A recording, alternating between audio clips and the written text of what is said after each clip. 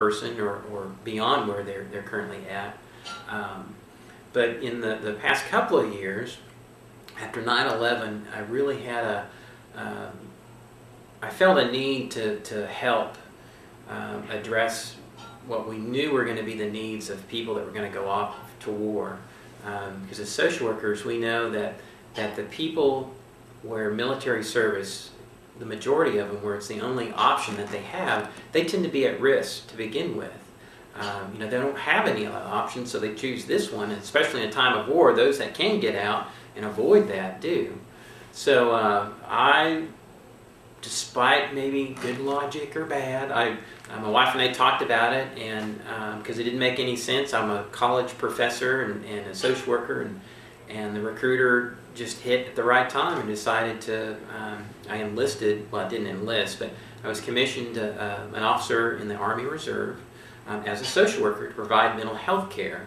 I've been an officer for a little over 5 years now, and when that happened, I knew I was going to get deployed, meaning we provide mental health care, and some of it's in the States to soldiers, but I knew it was going to probably be overseas, and that's of course, that's what happened from 2006 to 2007. I was deployed in support of Operation Iraqi Freedom. I was at a very small base in Baghdad, but I actually had a circuit, like a Methodist minister. I had a circuit of about 8 bases. I think we peaked at 8.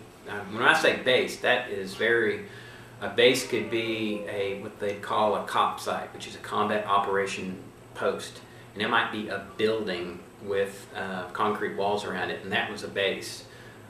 So we weren't anywhere near the green zone, and the main base we operated from was a little bit bigger. But and what we did was basic social work 101. I mean, and across the spectrum too. It wasn't just clinical services, because that's the Army and the military, especially in combat. They just see mental health providers, and mental health providers to them are social workers, psychologists, and psychiatrists.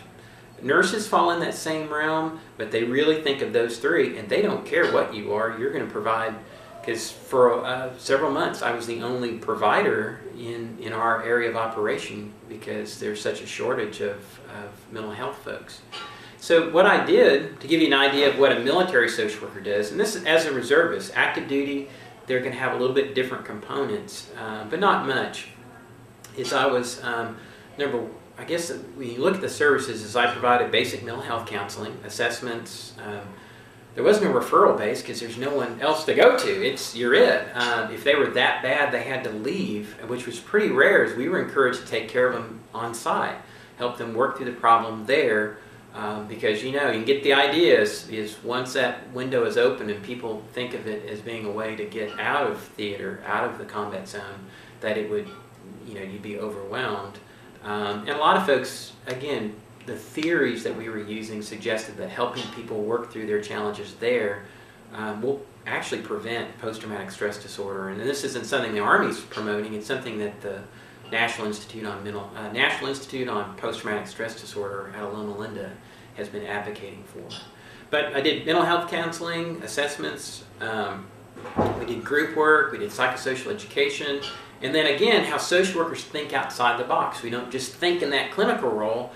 We worked on policy analysis. I worked on coaching and mentoring and dealing with system level problems in a battalion, which is about it's like a large battalions, anywhere from 800 to 1,200 soldiers. So their leadership, if there were systematic issues like with their leadership, or maybe we had some problems there, we would address those, or even to hire.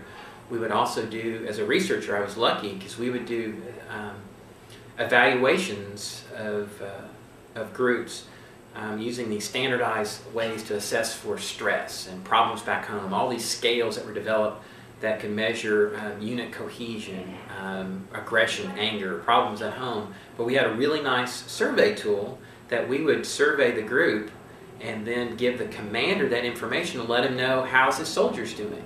Everything was anonymous. That information didn't get reported to higher.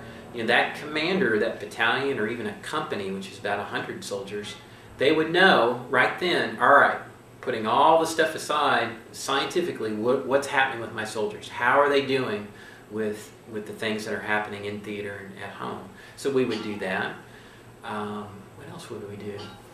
As far as, so the reports, I also, again, thinking outside the box and thinking about relationships, because we harp on relationships in social work. You know, we don't just talk about clinical skills and what you do inside the therapy session, but we know that relationships can, you know, that person in the environment and looking at multiple systems of change that, yeah, I can keep working with one-on-one soldiers, but what if I could work with the soldier's commander and deal with the source of the problem? Or maybe make things better for that soldier in his platoon or unit.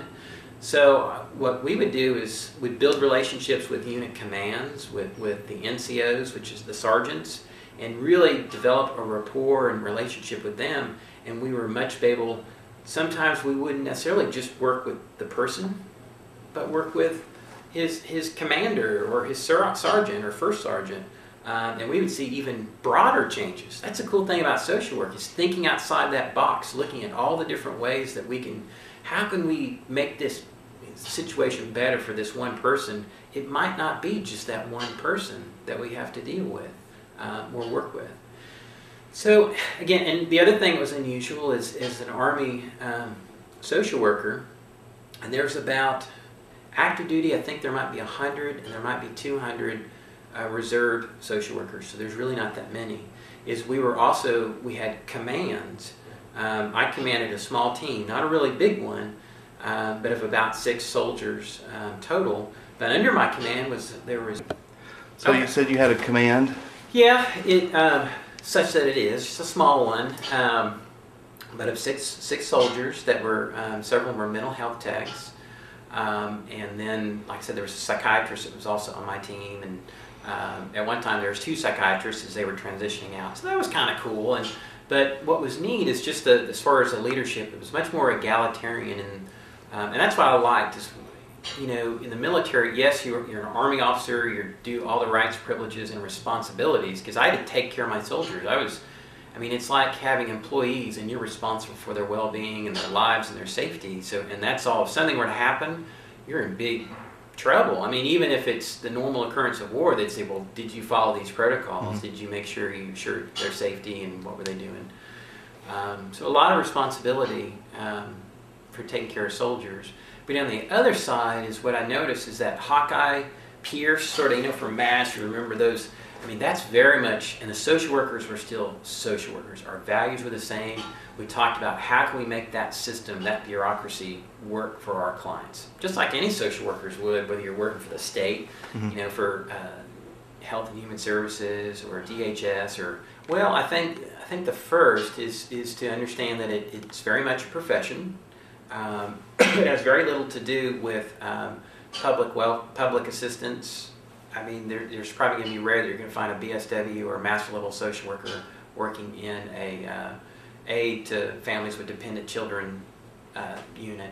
But it's very much, you know, people need to remember that in mental health alone, 80% of the mental health services that are provided in this country are provided by social workers.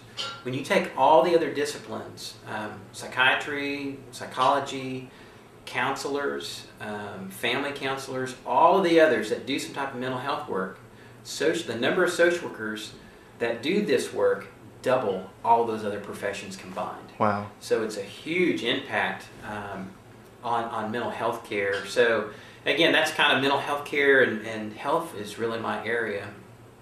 But I think keeping that in mind, I think that's kind of a misnomer. If you want to do clinical work or work with people, especially mental health problems, is that you have to go become a psychologist or a psychiatrist or be a counselor, and that's not true.